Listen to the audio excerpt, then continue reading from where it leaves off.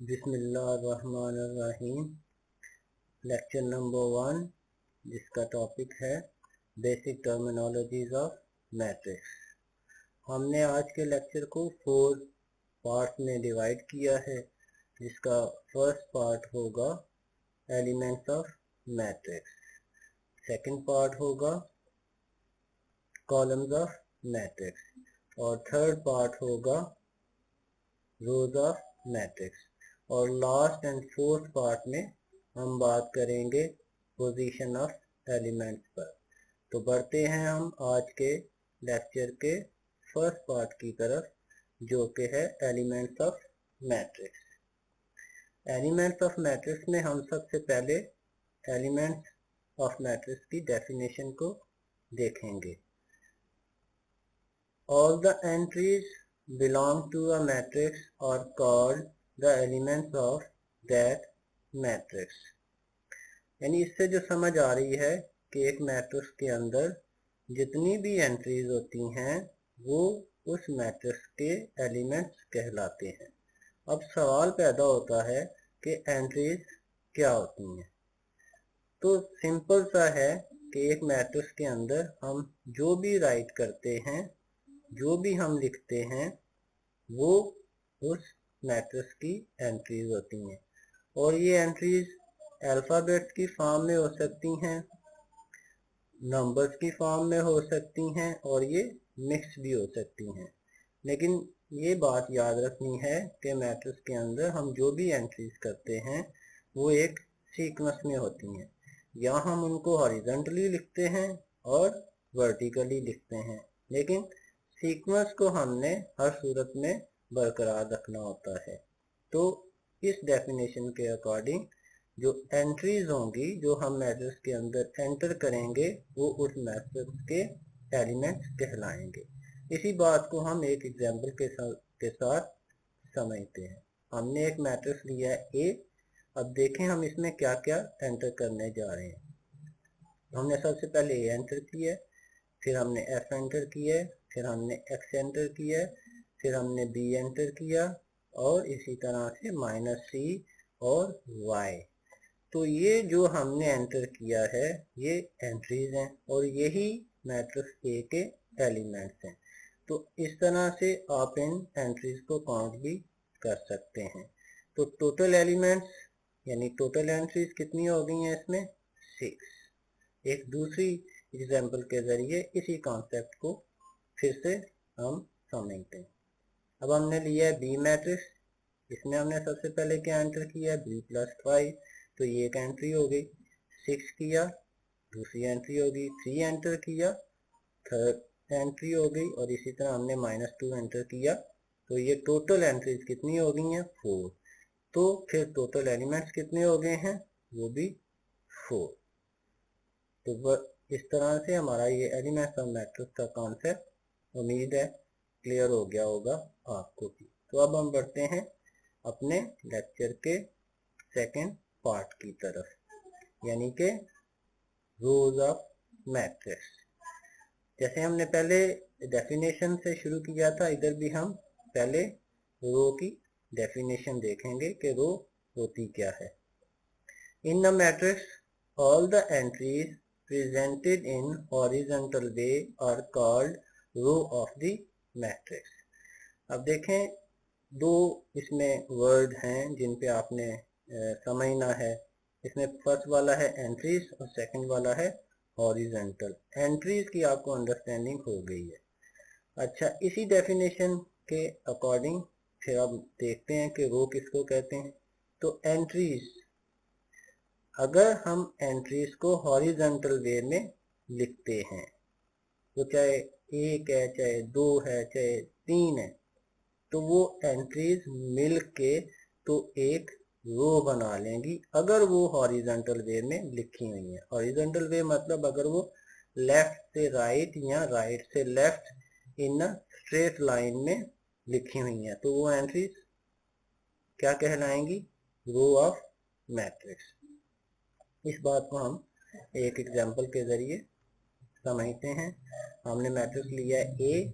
अब इसमें आपने देखें कि कौन सी एंट्रीज हैं जो लेफ्ट टू राइट या लेफ्ट राइट से लेफ्ट, जैसे भी आप पढ़ें सीक्वेंस में स्ट्रेट लाइन में लिखी हुई है, तो वो साफ हमें नज़र आ रहा है कि 5 और 6 ये स्ट्रेट लाइन में लेफ्ट टू राइट लिखी है, तो ये हमारी पहली रो बन जाएगी। और इसी तरह 3 और -2 हमारी सेकेंड रो बन जाएगी। तो अगर हम इन रोज को काउंट करना चाहें तो ये टोटल नंबर ऑफ रोज हो जाएंगे 2। एक और एग्जांपल से हम इसी कॉन्सेप्ट को और बेहतर अंदाज से समझने की कोशिश करते हैं। तो हमने बी मैट्रिक्स लिया है, ये थोड़ा सा उससे बड़ा मैट्रिक्स है ताकि अगर कोई एम्बिग्युइटी है तो वो भी क्लियर होते। अब इसमें देखें, सबसे पहले टॉप से शुरू करते हैं। कौन सी एंट्रीज हैं जो राइट से लेफ्ट या लेफ्ट से राइट, जैसे आपका दिल है पढ़ना चाहें आप इसको पढ़ सकते हैं, स्ट्रेट लाइन में लिखे होंगे। तो वो है ए एफ एंड एक्स, तो ये हमारी फर्स्ट रो बन गई। फिर बी -c एंड वाई, ये हमारी सेकेंड रो बन गई। और इसी तरह से 3 -6 एंड 1 हमारी थर्ड रो बन गई। तो टोटल नंबर ऑफ रोज कितनी हो गई हमारे पास? 3।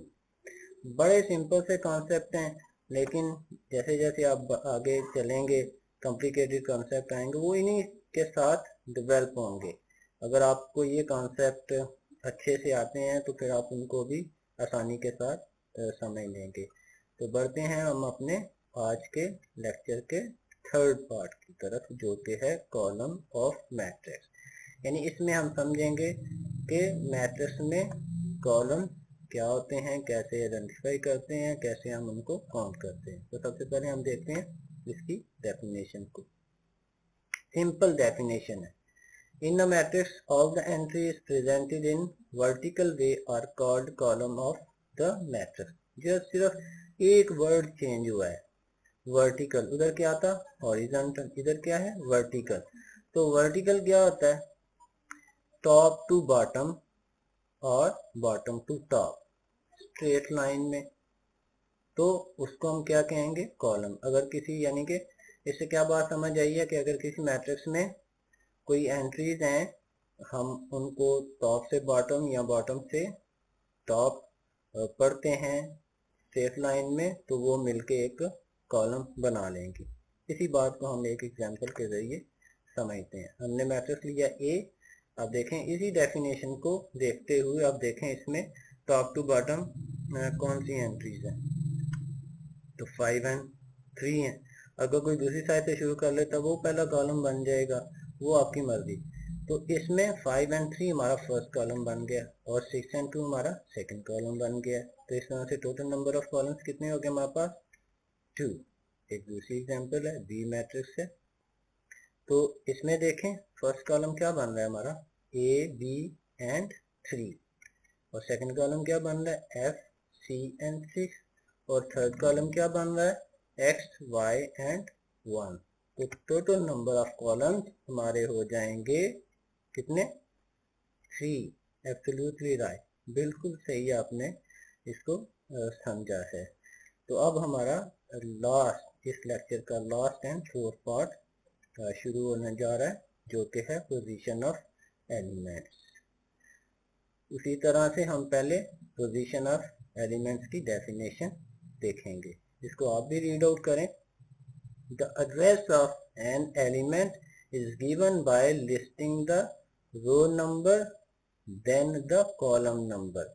अब देखें ये जो लास्ट वाले हमने 3 कॉन्सेप्ट समझे हैं, उन्हीं को मिलके, उन्हीं की हेल्प से अब हम पोजीशन ऑफ एलिमेंट्स को आइडेंटिफाई करेंगे। जैसा कि डेफिनेशन से पता चल रहा है कि पोजीशन क्या होती है? एड्रेस होता है एंट्री का, एलिमेंट का। और वो एड्रेस कैसे आइडेंटिफाई होता है? वो होता है रो के नंबर और कॉलम के नंबर के साथ। यानी अगर आप एलिमेंट का रो नंबर जानते हैं और उसका कॉलम नंबर जानते हैं, तो आप उस एलिमेंट का, उस एंट्री का पोजीशन भी समझ लेंगे, आपको उसकी पोजीशन भी लिख सकते हैं, आपको पता चल जाएगा। अब हम इसको प्रैक्टिकली एक एग्जांपल के जरिए देखते हैं। हमारे पास है एक मैट्रिक्स ए है जिसकी 4 एंट्रीज हैं, 5 6 3 एंड 2, जैसा कि आपको स्क्रीन पर नजर भी आ रहा है। तो इसमें अब देखें रो भी आप आइडेंटिफाई कर लेते हैं, आप इसके कॉलम का भी आपको पता है, हम यहाँ पे स्क्रीन पे भी लिख देते हैं। देखें फर्स्ट रो है 5 एंड 6 की और दूसरी रो है 3 एंड 2 की। तो रो से मतलब इधर है कि 5 एंड 6 का रो नंबर 1 है, 3 एंड 2 का रो नंबर 2 है। और इसी तरह 5 एंड 3 का कॉलम नंबर 1 है और 6 एंड 2 का कॉलम नंबर 2 है। तो अब अगर हमसे कोई पूछे कि भाई 5 का पोजीशन क्या है, तो अब देखें 5 की रो और 5 का कॉलम नंबर बता दें उसको कि 5 फर्स्ट रो में और फर्स्ट कॉलम में, तो फिर 5 का पोजीशन क्या बन गया 1 1। अब इन सारे एलिमेंट्स को, सारी एंट्रीज का हम पोजीशन यहाँ पे आपके सामने आपको दिखा रहे हैं, जिसमें ये बात और प्रूव हो जाएगी। 5 का देखें क्या है पोजीशन 1 1, क्यों? क्योंकि ये फर्स्ट रो और फर्स्ट कॉलम में है। अब देखें 3 का क्या पोजीशन नंबर है, तो क्या पोजीशन है, तो अब देखें क्योंकि वो सेकंड रो और फर्स्ट कॉलम में है तो इसकी पोजीशन क्या हो जाएगी 2 3। अब देखें 6, अब आप खुद ही इसको करना शुरू कर देंगे। 6 की क्या है जी, 6 फर्स्ट रो में है एंड सेकंड कॉलम में है, तो इसकी पोजीशन क्या होगी 1 2।